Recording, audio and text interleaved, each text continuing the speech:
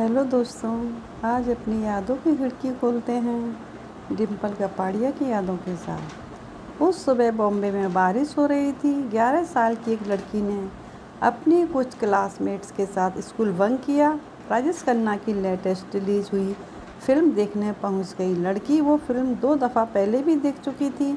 उसे फिल्म के कई डायलॉग्स याद हो चुके थे, लेकिन राजेश खन्ना के प्रति उस लड़की की दीवानगी का आलम यह था कि जब उसकी सहेलियों ने क्लास बंक करके फिल्म देखने की बात कही तो फ़ौरन तैयार हो गई।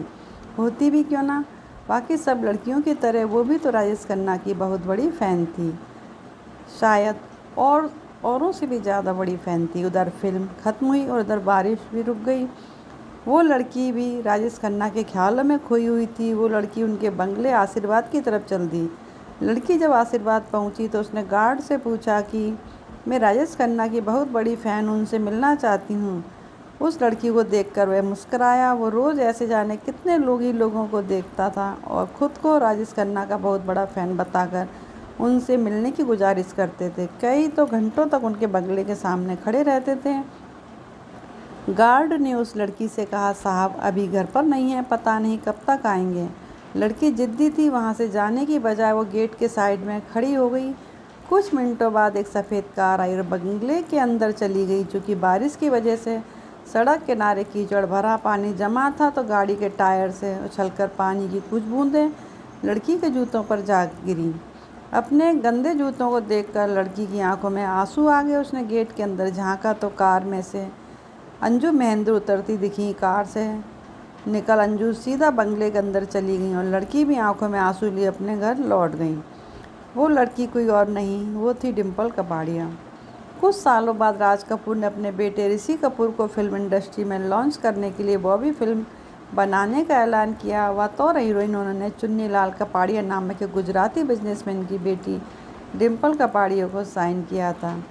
तब तक डिम्पल की उम्र 15 साल हो चुकी थी। डिम्पल के पिता चुन्नी लाल कपाड़िया भी राजेश खन्ना के फ़ैन थे और चूँकि फिल्म इंडस्ट्री के लोगों से उनकी जान पहचान थी तो वे अक्सर जिक्र किया करते थे कि उनकी बेटी राजेश खन्ना की बहुत बड़ी फ़ैन है। वो बात सच भी थी कि डिम्पल वाकई में राजेश खन्ना की फ़ैन थी।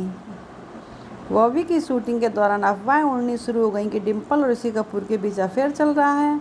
बातें होने लगी कि डिम्पल और ऋषि कपूर एक दूसरे को लेकर बहुत सीरियस हैं। डिम्पल ऋषि कपूर की दी हुई एक अंगूठी हमेशा पहने रहती थी और जल्दी ही डिम्पल कपाड़िया कपूर ख़ानदान की बहू भी बनने वाली हैं। 1972 में चित्रलोक सिने सर्किल नामक गुजराती संस्था ने अहमदाबाद में एक प्रोग्राम रखा। उस प्रोग्राम में हिंदी फिल्म इंडस्ट्री के कुछ कलाकारों को सम्मानित किया जाना था। राजेश खन्ना को भी इनवाइट किया गया और उन्हें मुंबई से अहमदाबाद तक लाने के लिए एक चार्टर्ड प्लेन की व्यवस्था की गई। उस प्लेन में और भी कुछ फिल्मी हस्तियां थीं। डिम्पल कपाड़िया भी उसी प्लेन में मौजूद थी। डिम्पल को भी उस प्रोग्राम में बुलाया गया था, जबकि उस समय तक उनकी फिल्म बॉबी पर काम चल ही रहा था। एक इंटरव्यू में राजेश खन्ना ने कहा था, डिम्पल को तब से जानता हूँ जब वो छोटी बच्ची थी। उस वक्त मैंने कभी डिम्पल को उस नज़र से नहीं देखा था। एक दिन एक पार्टी में मैंने एक लड़की को देखा। वो टीनेजर लड़की पार्टी में कुछ और लड़कियों के बीच में ही बैठी थी। जैसे ही उसने मेरी तरफ देखा तो मुझे लगा जैसे मेरे दिल में एक अलग सी जगह लगा, जैसे पुराने सभी रिलेशंस का दरवाजे झटके में बंद हो गए। कुछ देर बाद मुझे ध्यान आया कि ये तो वही लड़की है जिसे मैं इसके बचपन से जानता हूँ।